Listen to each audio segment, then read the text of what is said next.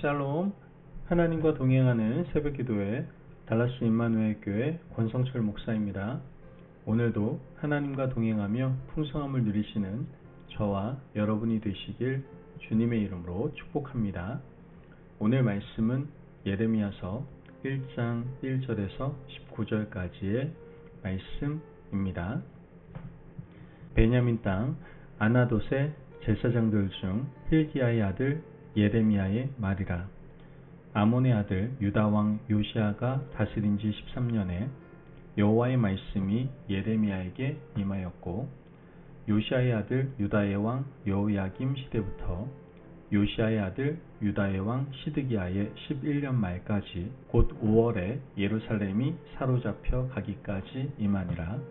여호와의 말씀이 내게 임하니라. 이르시되 내가 너를 모태에 짓기 전에 너를 알았고, 내가 배에서 나오기 전에 너를 성별하였고, 너를 여러 나라의 선지자로 세웠노라 하시기로. 내가 이르되 슬프도소이다. 주 여호와여 보소서.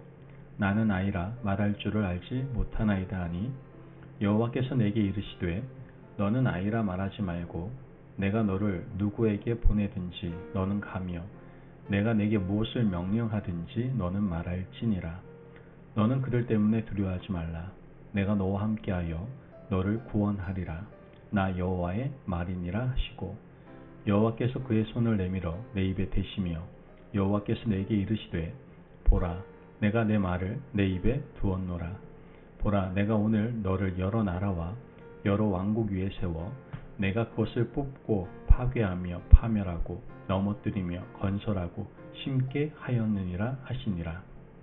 여호와의 말씀이 또 내게 임하니라. 이르시되 예레미야야, 내가 무엇을 보느냐 하시매 내가 대답하되 내가 살구나무 가지를 보나이다. 여호와께서 내게 이르시되 내가 잘 보았도다. 이는 내가 내 말을 지켜 그대로 이루려 함이라 하시니라. 여호와의 말씀이 다시 내게 임하니라. 이르시되 내가 무엇을 보느냐 대답하되 끓는 가마를 보나이다. 그 윗면이 북에서부터 기울어졌나이다 하니, 여호와께서 내게 이르시되 재앙이 북방에서 일어나 이 땅의 모든 주민들에게 부어지리라. 내가 북방 왕국들의 모든 족속들을 부를 것인즉 그들이 와서 예루살렘 성문 어귀에 각기 자리를 정하고 그 사방 모든 성벽과 유다 모든 성읍들을 치리라. 여호와의 말이니라. 무리가 나를 버리고 다른 신들에게 분향하며 자기 손으로 만든 것들에 절하였은즉 내가 나의 심판을 그들에게 선고하여 그들의 모든 죄악을 징계하리라. 그러므로 너는 내 허리를 동이고 일어나 내가 내게 명령한 바를 다 그들에게 말하라. 그들 때문에 두려워하지 말라. 내가 그들 앞에서 두려움을 당하지 않게 하리라. 보라, 내가 오늘 너를 그 온 땅과 유다 왕들과 그 지도자들과 그 제사장들과 그 땅 백성 앞에 견고한 성읍, 쇠기 등 노성벽이 되게 하였은즉 그들이 너를 치나 너를 이기지 못하리니, 이는 내가 너와 함께하여 너를 구원할 것임이니라. 여호와의 말이니라. 아멘. 하나님의 말씀입니다. 기독교는 변방의 역사다라고 할 수 있습니다.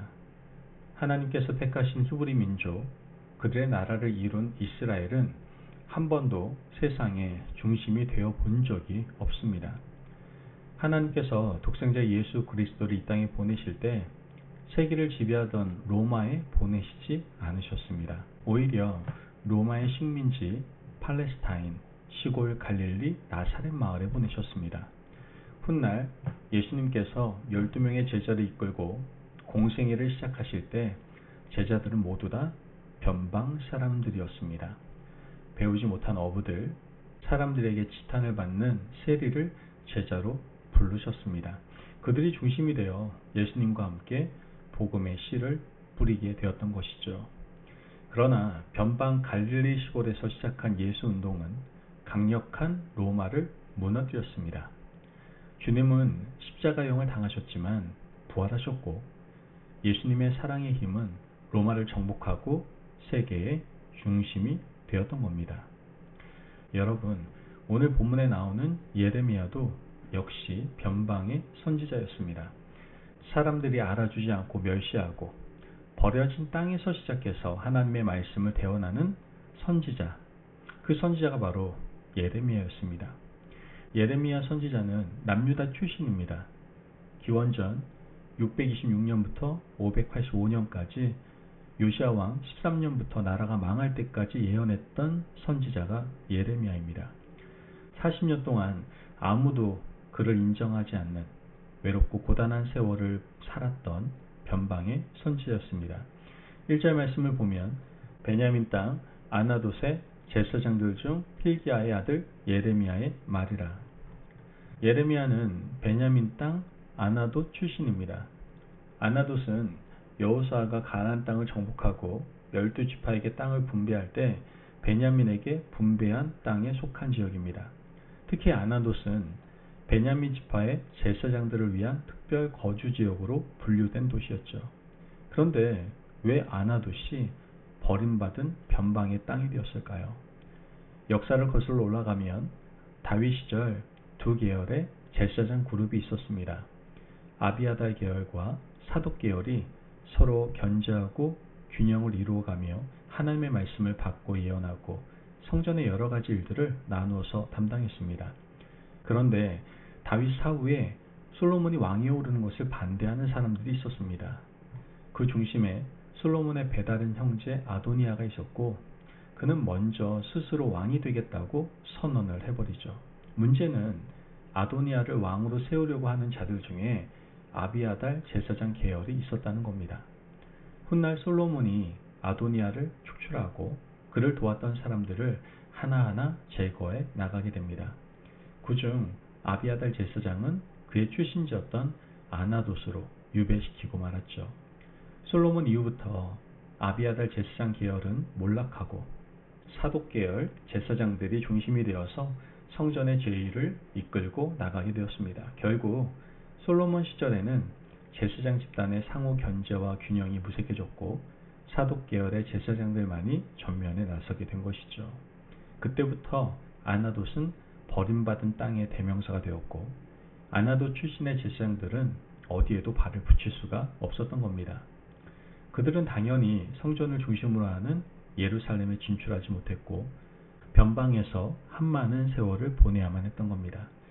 예레미야는 아비아달 계열 제사장의 후손이었고 그 땅에서 태어나고 그 땅에서 자랐습니다. 하지만 하나님의 선택은 사독 계열의 제사장들이 아니라 하나님의 선택은 버림받은 아나돗의 예레미야 선지자였습니다.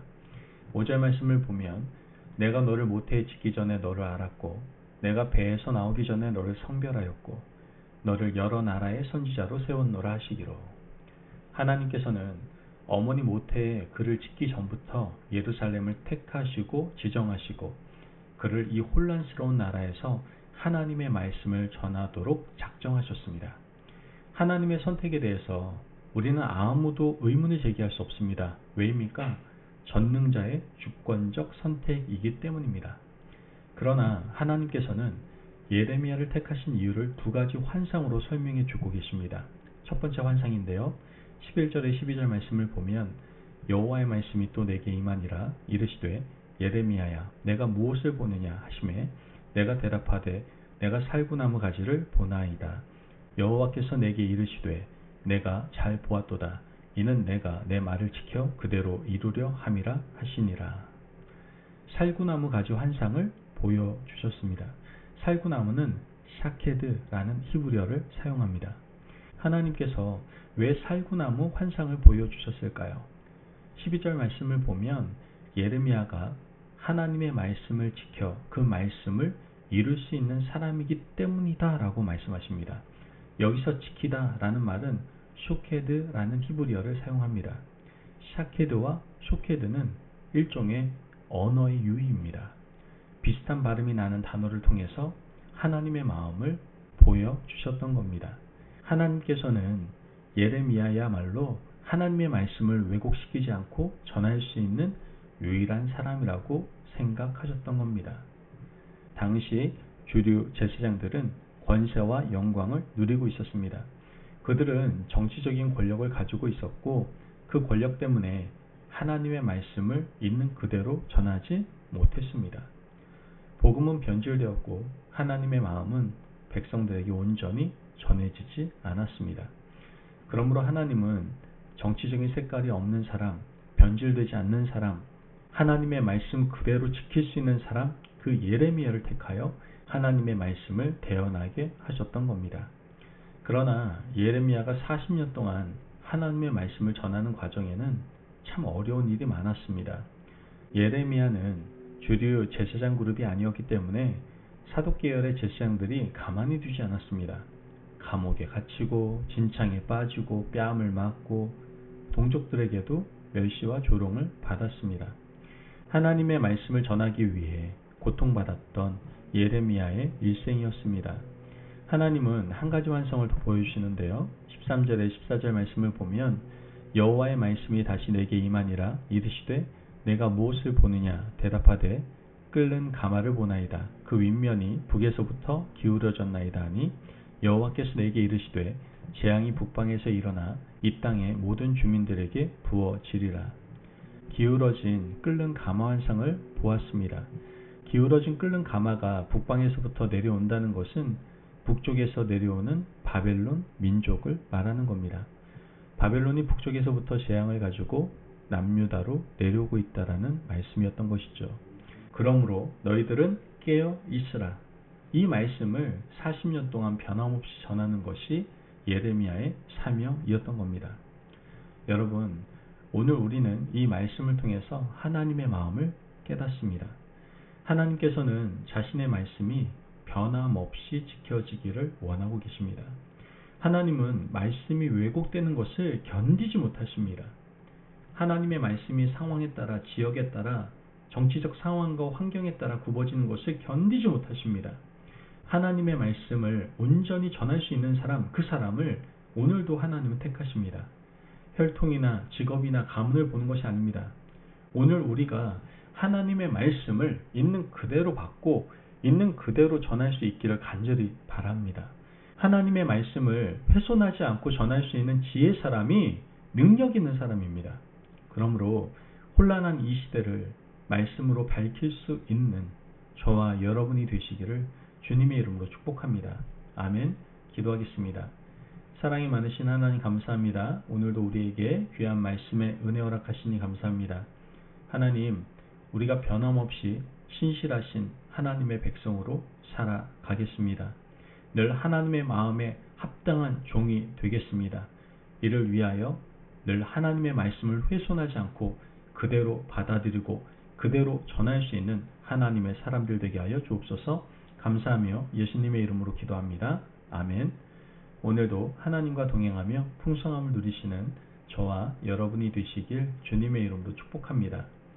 여러분, 오직 하나님의 말씀을 있는 그대로 받고 있는 그대로 전하시기를 바랍니다.